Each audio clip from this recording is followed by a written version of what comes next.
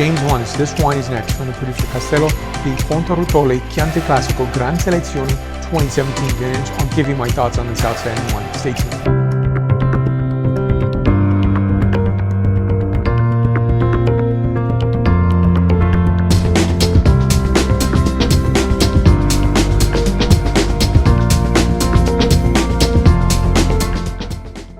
Absolutely stellar, gorgeous wine here, and one where I find to be just compelling, gorgeous, beautiful, and a huge fan of this producer. Also a huge fan of Chianti Classico, and of course the refinement of Gran Selezione. Something remarkable about Chianti Classico that I think is really sublime in the glass is, when you taste these wines, try them on their own.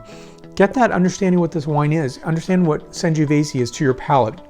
While I can express it to you, I think it's really best understood by, tastings believing. I've said that many times before, but it's one where it becomes very familiar to you and very exciting and exhilarating. That's what this wine represents. So I'll place other videos of the Castello di Fonterutoli up here. In addition to this wine, I've tasted 3 other wines. So I've tasted the Siepi Toscana IGT wine, so the Super Tuscan wine, also the Badiola, and the Vicoreggio 36. So I can, definitely point out those wines are absolutely outstanding.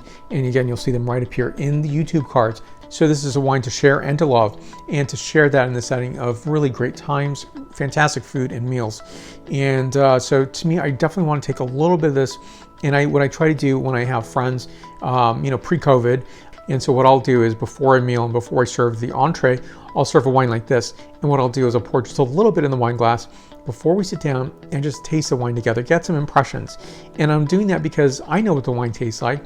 And ultimately I want my guests to know what the wine tastes like and to taste that separate from the food. Not that that's a bad thing, not that you shouldn't be enjoying food with your wine, you definitely should, but somehow just to really get to that point of what this wine is, to understand what this wine represents in terms of the region, the producer, the varieties, and the expressions. So here we go. First, I'm going to tell you more about this wine, Fonterutoli Mazzai, and back label for you to look at here.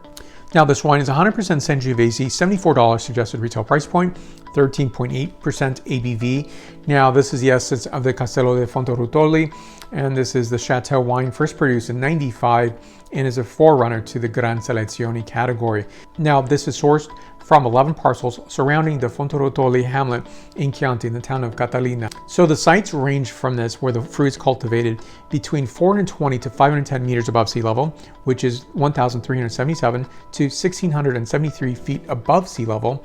Now the soils are composed of rocky limestone with lots of chalk. I like that this producer talks on their tech sheets, talked about their clonal selection, their mazel selection, and I think that's really important to know, and something that's really not talked about, in terms of, say, tech sheets, and understanding that there are Sangiovese clones, and in my opinion, they're just as important as, say, Pinot Noir clones.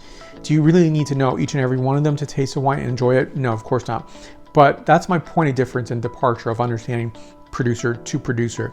So there are 6 different Sangiovese clones on this, with 8 estate mazel selections planted for this blend. So the vinification of this wine is the grapes are hand-picked, undergo fermentation in stainless steel conical vats between 78.8 to 82.4 degrees Fahrenheit. Grape maceration is 15 to 16 days prior to aging. Now it's aged in 18 months in French oak, 50% of that is new. So it's a very large format, 500 liter, and then it's finessed for 4 months in concrete tanks before bottling. So let me tell you about this wine. I'm going to suggest on this wine glass is a Burgundy glass. Burgundy you always need in your collection. So I always recommend 4 different wine glasses: a sparkling wine, a Bordeaux, a Burgundy glass, and a white wine glass. Sometimes I don't even use my white wine glasses, but I do use them for dessert wines. I use maybe this silhouette most often. So it's really nice to serve this wine in this wine glass because I can definitely smell this effortlessly, and I find that to be such a fantastic plus for this wine. So here we go. First on the scent characterization, the nose on this wine is bean cherry, purple flowers, suede, deciduous forest, spice box, and fresh red roses. And next, the palate characterization. Now the acids are absolutely gorgeous and beautiful, and tell me that this wine's gonna age remarkably well. Very nice to drink today, of course, but also imagine this 5 years from today or 10 years from today. What I like to do is I like to get one of these bottles, drink it now, and then save the other for later if I can wait 5 years or 10 years. I often can because I have enough of a collection to, carefully select what I'm going to enjoy next. So to enjoy and optimize your experience, you might want to think about that in terms of, building your collection if you're interested in creating a wine collection. So this, palette is just expressive and beautiful. Again, the acid is there, the tannic structure is there. So this is giving a beautiful core of Bing cherry, pomegranate, autumnal spices, mineral notation, as well as clove. This is 95 points out of 100 points, and more wines to come. Stick with me, stay with me. So do me a favor, subscribe to this channel if you haven't done so already, and if you already have, salute, thank you to you. And also give a like to this video if you like this video.